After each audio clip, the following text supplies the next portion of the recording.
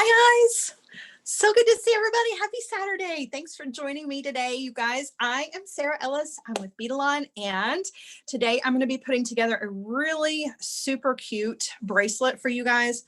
I hope this really inspires you to use your memory wire in some different ways, because that's what we're going to be using to actually string our bracelets on. And we're actually going to be using the oval shaped memory wire, which makes a really great cuff, where the round makes a great cuff too, but this one really is more kind of shaped towards your wrist. So I personally like to use the round shape when I'm doing like a multi-strand, just like a regular straight stringing memory wire design. But I feel like the oval does a really great job of creating a cuff that you can just kind of slide on and slide off. So that's what we're going to be doing. This is a super easy project, but the results are really, really beautiful. I think you guys are really going to enjoy it. So let's go ahead and get started. I'm going to take you down to the mat and show you all of the things that we are going to be using for our project. All right, so it doesn't really take a whole lot to create today's project. We have very minimum supplies, which is a good thing, right? Which is a good thing.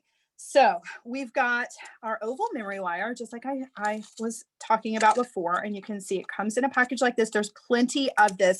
I've used quite a bit of mine, but when you get it, there's more than what I actually have here in my hand.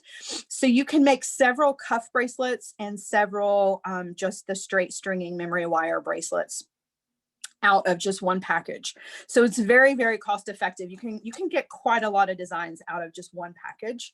As far as our findings are concerned, we're just going to be using a few jump rings. So I'm using my Beadalon Findings Variety Pack. Always super handy to have. I just toss it in my bag. They're ready to go. I don't have to worry about storing anything. They're all right here. And the packages, they last a really long time. They have lots of stuff in them. As far as head pins, you just need, let's see, I believe you need 8. I want to double check on that though. 2, 4, 6, 8. Yeah, you need 8 head pins. Okay, and I'm using silver color just to match our memory wire. Okay, and then last but not least is our beads. So you can see that's not a lot going on here. So we're going to be using some slider beads. These are the ones that have the 2 holes. So you can slide these on and make a double strand design of some kind. We are going to use ours on the memory wire, but you can use these on bead stringing wire. You can use them on artistic wire, German style wire. I mean, there are a ton of uses for the sliders. We're going to use these to make our bangle bracelet a double strand. I'm also using some of these really beautiful green Bicone beads, and I believe these are 6mm. Let me look at the card though. I do want to show you the cards just so if you're shopping for these, you know what to look for. Yeah, these are 6mm green glass luster. They are from Bead Landing. This is the card that they came on. I'm using just a handful, and I actually have plenty of leftovers. So again, very cost effective because I've got enough to make probably 2 bracelets here. And then I'm also using some seed beads. I'm using some size 6 seed beads from John Bead. These are they have that kind of rainbow sheen to them. I'm going to use these as spacer beads, but they also bring a little extra sparkle to the bracelet as well. All right, so let's get started. Let's talk about the memory wire, because there are some things that you need to know about memory wire if you've never used memory wire before. So it is tempered steel, meaning that it is not going to lose its shape. What you get from the package is what you're going to get when you use it. So once you put beads on this, it's going to continue to hold that shape. I like to think of it very much like a slinky. You know how a slinky never really loses its shape. That's very much what the memory wire, whether it's the oval or the round, kind of reminds me of. It's not going to lose its shape unless you really, really make some major bends, and that takes quite a bit of work. So you can be sure that if you need just a single oval or a single ring with the round kind, you are definitely going to get that.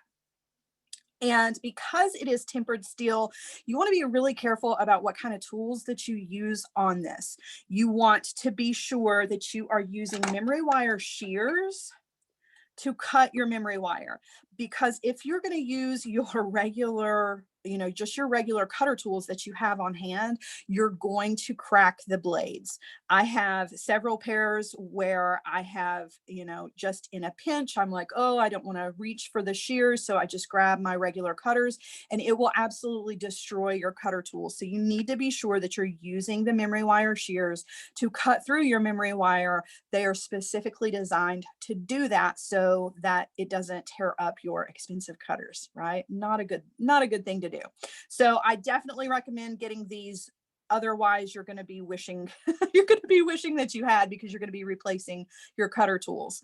Also, I like to use my round nose pliers with these to finish off the ends. I'm going to turn loops on the ends. That's what's going to help to keep our beads on the memory wire. And when it comes to creating the loops on the end with my round nose pliers, I don't have these pliers in particular marked, but I like for my loops to be consistent on the end of my memory wire. So a lot of times I will come in with a permanent marker, and I will just mark on the actual pliers a space where I know that every single time I create a loop on the memory wire, it's going to be exactly the same size, right? So I'm not just kind of guessing. I will be kind of guessing today because these are not marked, but for your own tools, it absolutely does not hurt them to use the permanent marker on them to make a little mark so that you know that you're going to get a consistent loop every single time. All right, so let's get started with the project. I have actually already cut my pieces of memory wire, but I want to talk to you about the way that I have cut these. So we're doing a double stranded cuff. So I'm going to need 2 pieces of the memory wire. Okay.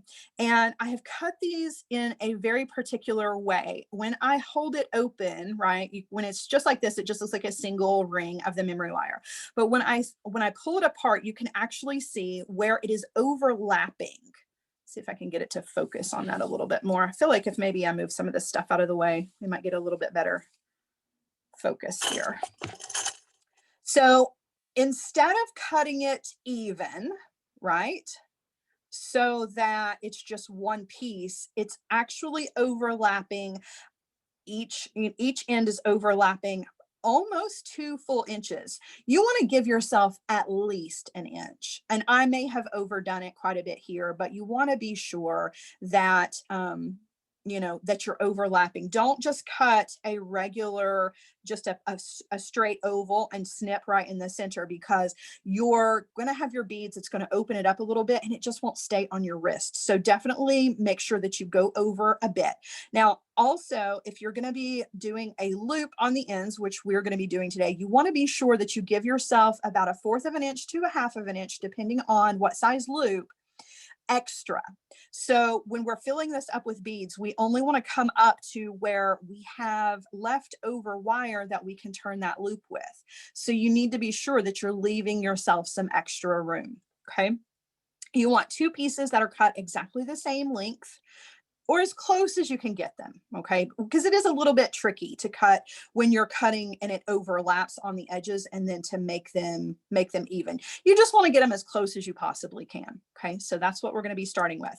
So for our design, we're going to be using 5 of these really beautiful sliders, and these are going to keep our 2 strands together, but they're also going to add just like a really beautiful bit of sparkle to this. So I'm going to start with one. We're actually going to work in the center, and I'm going to thread this guy on to one end of the memory wire on one piece. And before I slide that down, I'm going to do the other piece of memory wire as well. Okay, so I'm sliding it onto both pieces. And actually I did that upside down, but I wanted you to see. So let's flip it over this direction so that it's actually going to be going the correct direction in our design. Okay. So now when I turn it over, you can see, right? All right, now I'm going to drop that to the middle, and we're just going to call that our center point. Okay, that's going to be our center flower.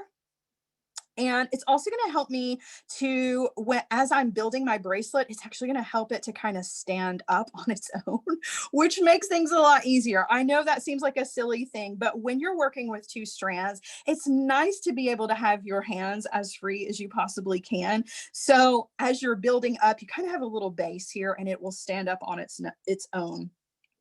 which is really, it's really handy, right? All right, so on either side of our slider here, we want to put one of our seed beads. So I'm gonna thread a seed bead onto one and a seed bead onto the other, right? Still kind of feel like we're having trouble. Focus. Just want to tidy up my space here a little bit, so there's not so much that the camera is trying to focus on. All right, so we've got two on one side. I'm going to drop those down. You can see they're going to go on either side of our slider. And then I'm going to do the exact same thing on the other two strands. So I'm going to be working back and forth between the two. And you can see I'm kind of using my fingers to hold everything apart, right? It just makes it a little bit easier.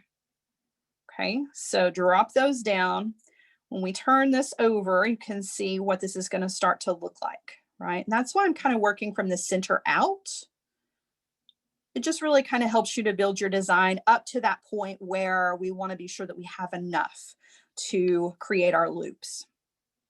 Okay, so now I want to start adding some of the bicones.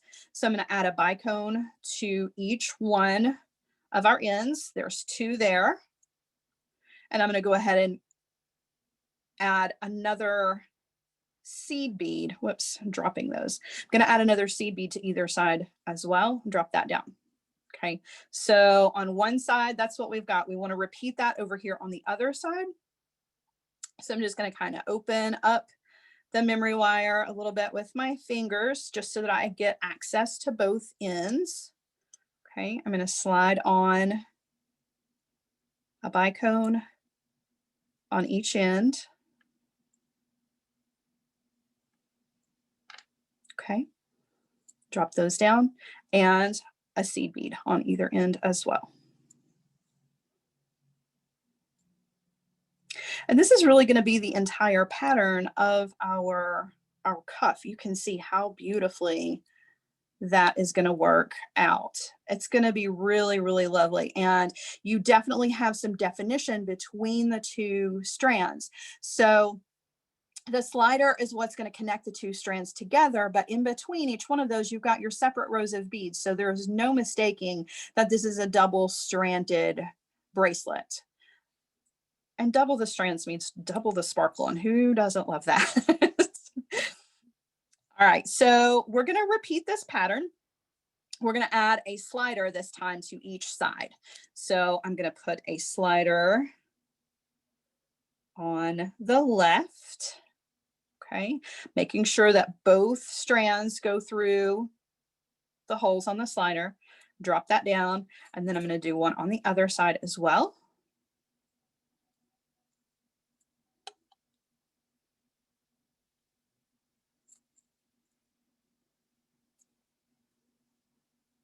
Just want to make sure you don't miss the hole on the back there. Just go slow, double check. All right, so there, now we have kind of a nice little base here where I can sit it on its own. I can kind of have my hands free a little bit now, and that's definitely going to help. But it's also going to help, since we started in the middle, to keep focused on that middle. We want to keep our design nice and even. So if you haven't already decided what your design is going to be, it makes it a lot easier to keep everything balanced. If you start in the middle, not only is it going to help hold everything up, but now you can kind of, you can eyeball it and see, okay, I'm going to build up the sides. I'm going to be able to use, 4 or 5 of something here and 4 or 5 of something here, and you don't get everything off balance. Whereas when you're just stringing your memory wire, just a straight, a long strand of the memory wire, it's not nearly as important, right? Because you're more focused on the round instead of the center of a cuff. All right, so we're just going to continue our pattern. We're doing seed beads on each end. Okay, whoops. And I'm not going to slide those down quite yet. I'm going to go ahead and add the bicones. Okay, and I'm going to add seed beads. Okay, so there's one side. I'm going to turn it around and we'll do the other side, the same thing. So the seed beads, the bicones,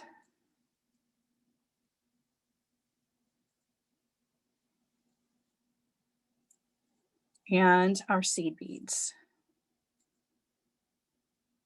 Okay. Making sure that that center slider is definitely still in the center. Taking a look, you can see just how beautiful that's going to be. Really, really pretty.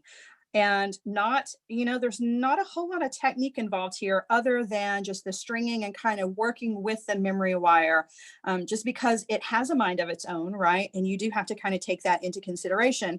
Whereas if you were doing this with bead stringing wire, you know, you could lay it flat. It's a little bit different, but we're actually working kind of three-dimensionally here instead of on a flat surface. Oh, it's time to slide on a slider. So we're going to put a slider on one side, make sure it goes through both holes, slide that down. And we're going to do a slider on the other side as well.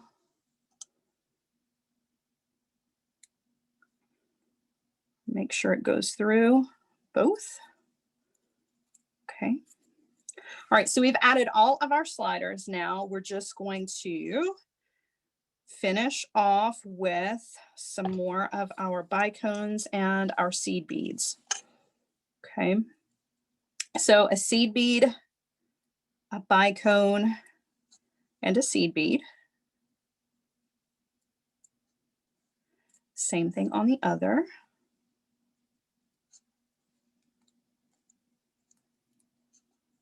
Okay. And then over here to the other side, we're just going to repeat.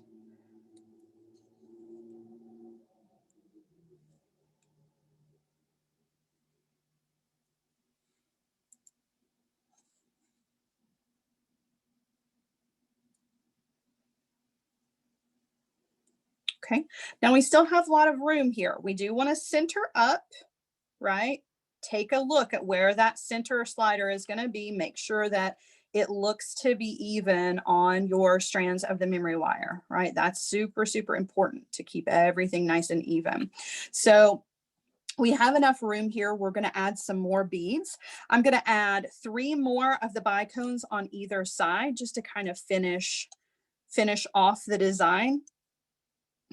So let's see, we've already got 1, so we're going to add 2 on each, 2 additional. So we're just going to kind of continue our pattern, but without our sliders, because we've used up all of those. Now, if you wanted to buy an extra of the sliders, you absolutely could fill the entire length of your bracelet up with those, and it would be absolutely beautiful.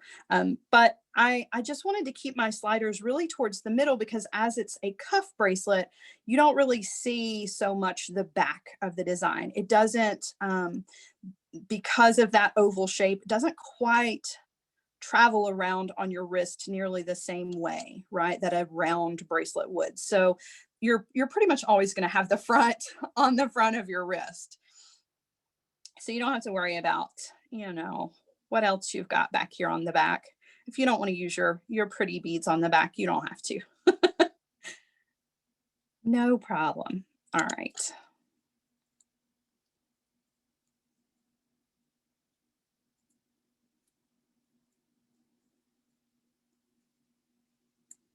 All right, so I'm just filling up the back here. Same thing. Just kind of repeating. And again, we want to check and make sure that everything is even, right?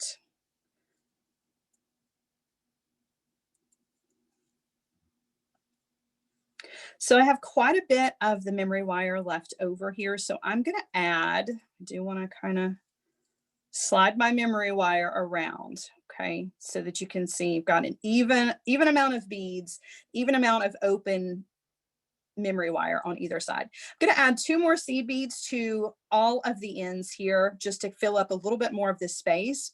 And then we're going to create our loops to finish this off. And you may have a little bit more, a little bit less, just depending on how, you know, how far overlapping your memory wire was when you were cutting it. So you may need to add more or less of the seed beads here as your filler.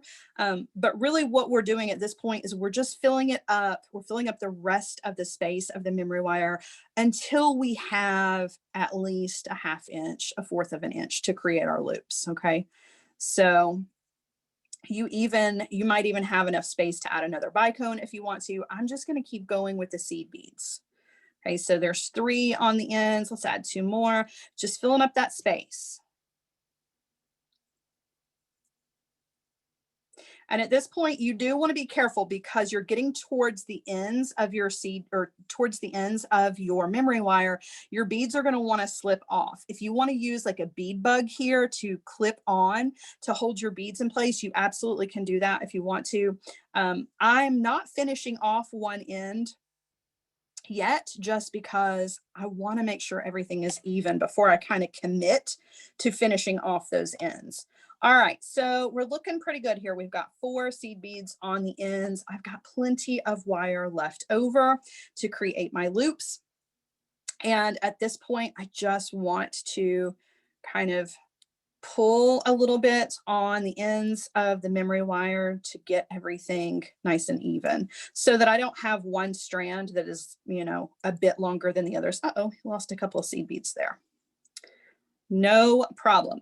All right, so now I am going to start working on my loops, and I can tell right away that I have more memory wire than I need to create my loops. And I'm actually pretty okay with that.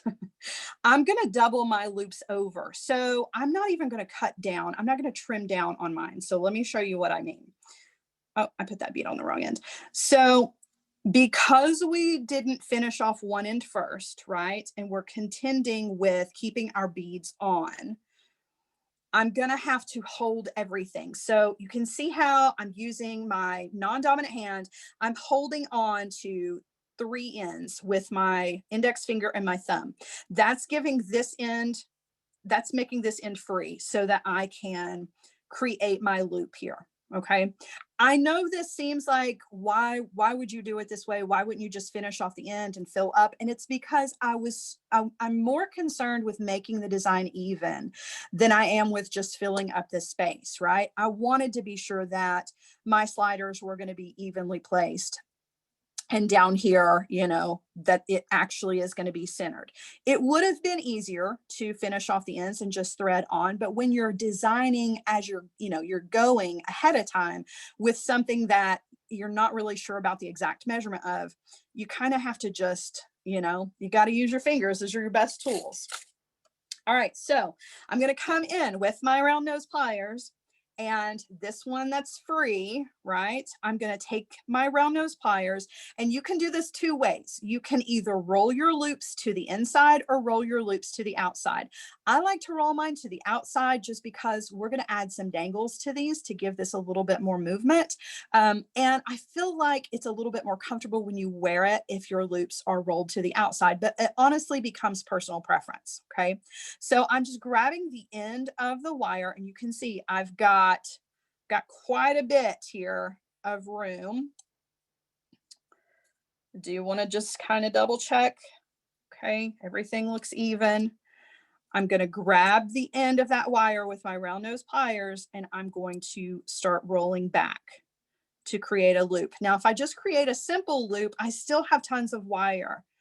I'm actually going to coil my wire. Okay. And I'm not going to coil all the way. I just want to be sure I've closed that loop on one end. Okay. I'm going to come over to the other one. Now I've kind of moved these 2 ends between my first and middle finger so that I can get to the end of this one. I'm going to do the same thing. Okay. I'm not coiling all the way to the beads. We're going to finish all of that up here in just a second. At this point, we just want to be sure that our ends, now I can kind of let go, right? I don't have to worry that my beads are going to slide off here.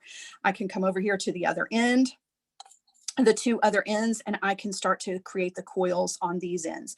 And then we can kind of coil up, right? We can coil up without worrying that we're messing up the center of our bracelet. Okay, so same thing. Just kind of coiling around. And you can see I've doubled that up so far, right? It's not just a single loop. Then do the same thing on the other one.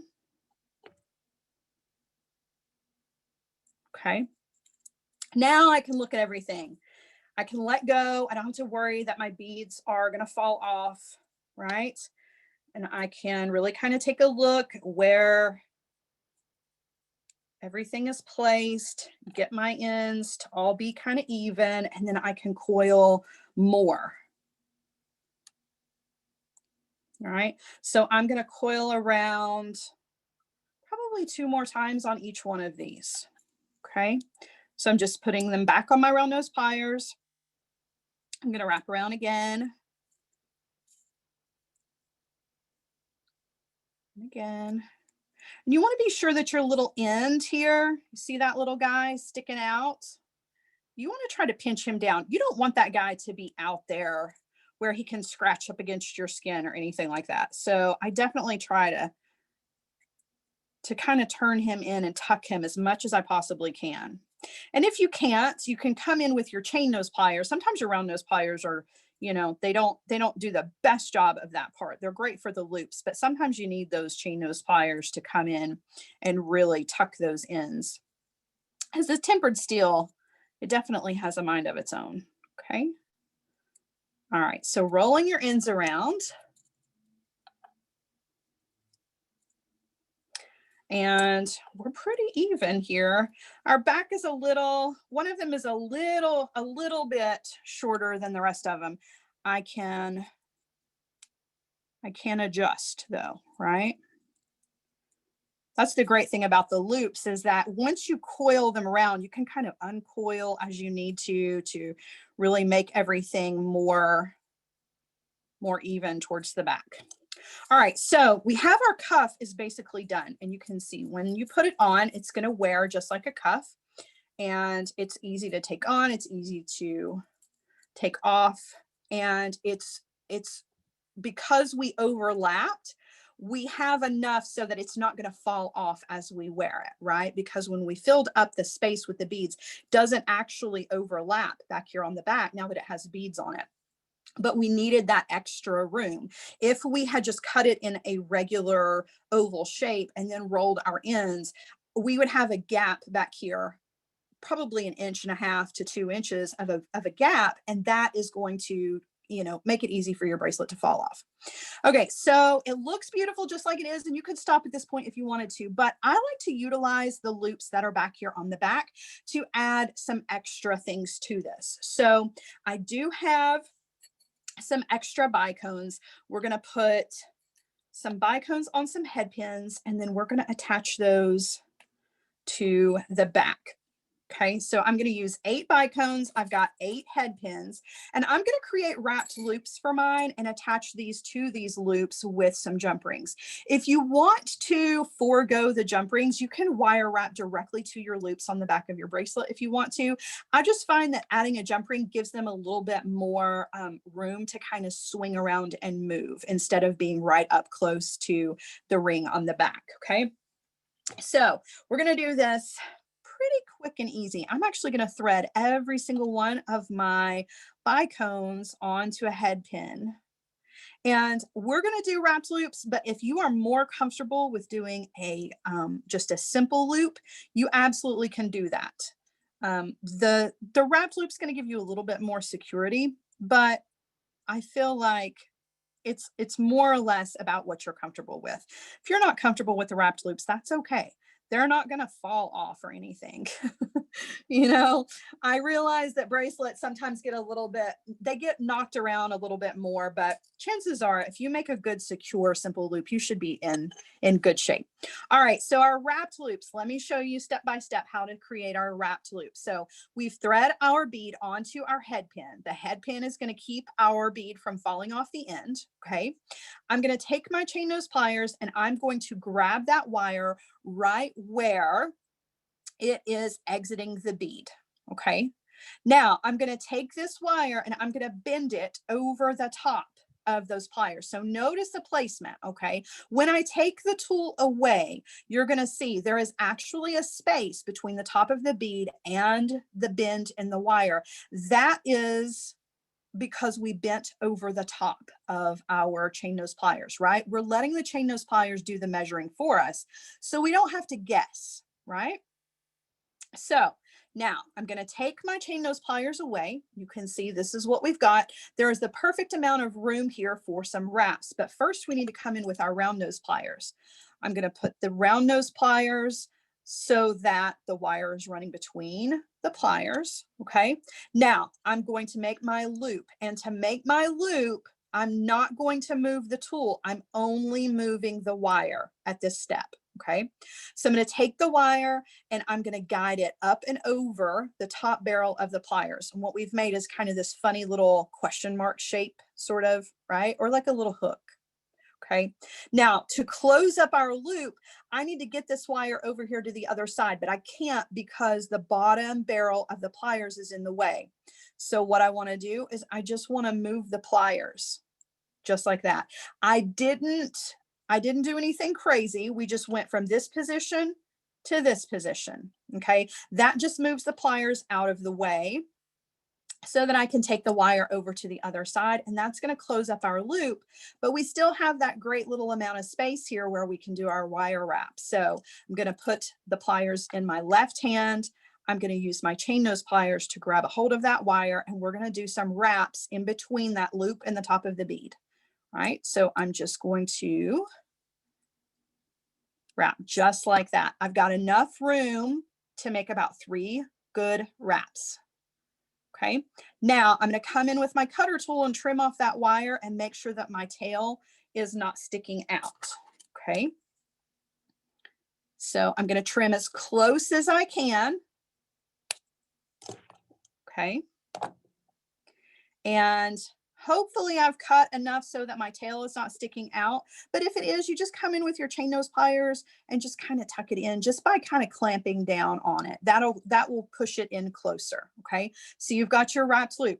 Now we've got 7 more of these to do. So I'm gonna go slow through the first few of them. Okay. So you can see this again, because I know we do have some beginners here. So want to be sure that you definitely get all of the steps of our wrapped loops. So again, chain nose pliers, and I'm holding the bead so that the chain nose pliers are right up against that bead. Okay. I'm not out here anywhere. I'm not making extra room. I'm going to let the tool do that part for me. So I'm going to hold right next to the bead. Okay. I'm going to bend the wire over the top of the pliers. So now when I take it away, the pliers did that measuring for me. I didn't have to do any of that. Right. I'm going to come in with my round nose pliers, grab the wire. Okay. Again, don't move the tool, just move the wire.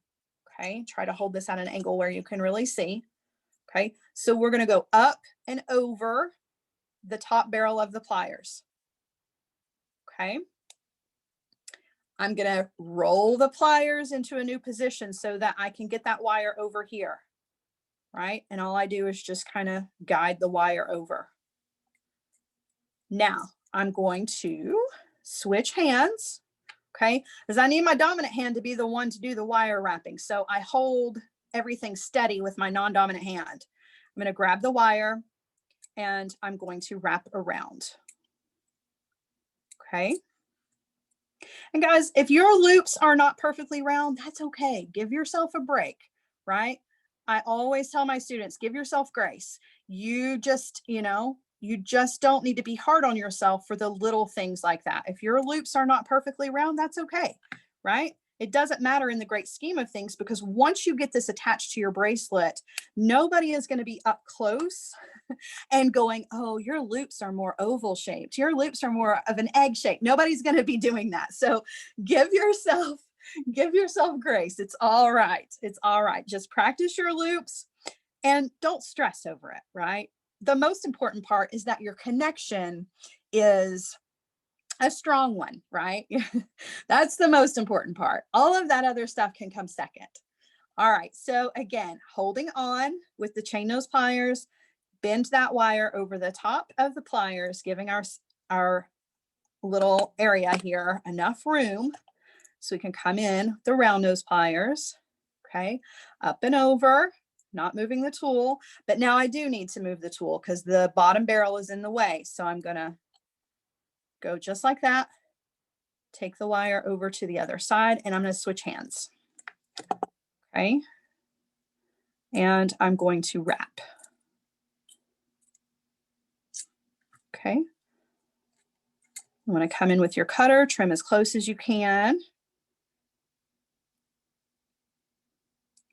I use the very, very tip of my cutter tool to get in there so that I can get really, really close. But sometimes even that is not close enough. You can see how that little tail of the wire is sticking out. Then come back in with your chain nose pliers and just kind of bite down on it a little bit, and it will tuck it in there so that it's not going to be sticking out. You don't want it to stick out because you don't want it to get attached to your clothing, particularly your knit pieces. That's the worst, to you know, pull a whole thread out of your clothing. But you also don't want it to scratch you up either, right? All right, so we've got 3 of these down. I'm going to do one more slow, and then the last 4 I'm going to kind of speed up a bit. So I don't want to keep you here forever, right? Doing wrapped loops. I know it's good to see them, but 8 was quite a few. So we'll do the last 4 kind of quickly. All right, so up and over, going to roll the pliers out of the way, take the wire over to the other side and switch hands. Okay, and wire wrap in that space. Don't overdo your wire wraps either. If you look at it and you think, okay, I can get 3 wire wraps, that's plenty. Don't try to push it and make a 4th wire wrap. If you only have room for 2 wire wraps, then don't push it, right? Because if you try to push a wire wrap into a space that you don't have room for, you risk cracking the very tip top of your bead right at the opening. And that in turn is going to weaken that bead, and it may eventually crack all the way through and your bead will break. So don't push it, right? Don't force it. All right, so we've got 4 done. We've got 4 more to go. I'm going to kind of speed up now with these guys. Okay. So just going through the same steps. Okay, up and over, roll the pliers, take the wire over, and then wire wrap.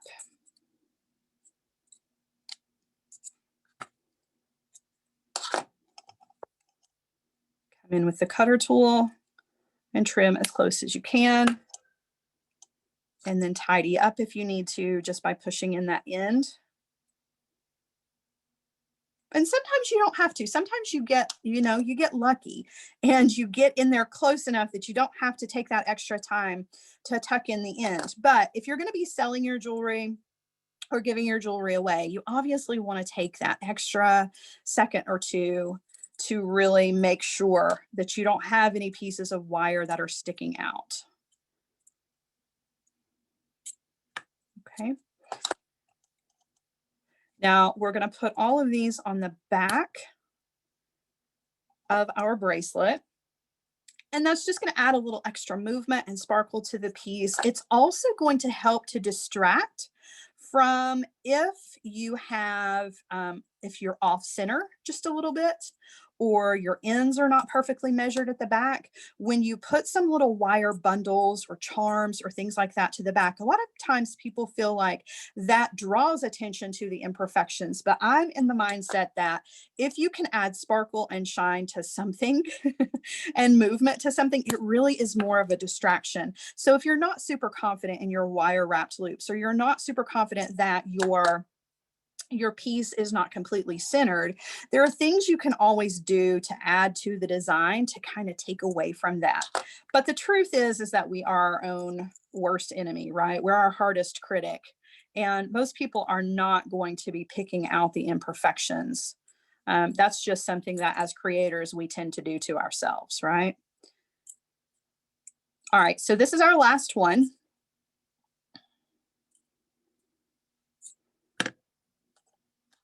Okay, I'm going to trim that off as close as I can get it. Okay. All right. So now we have all of these ready to go. I'm going to open up my little findings variety pack, and I'm going to attach these with some jump rings.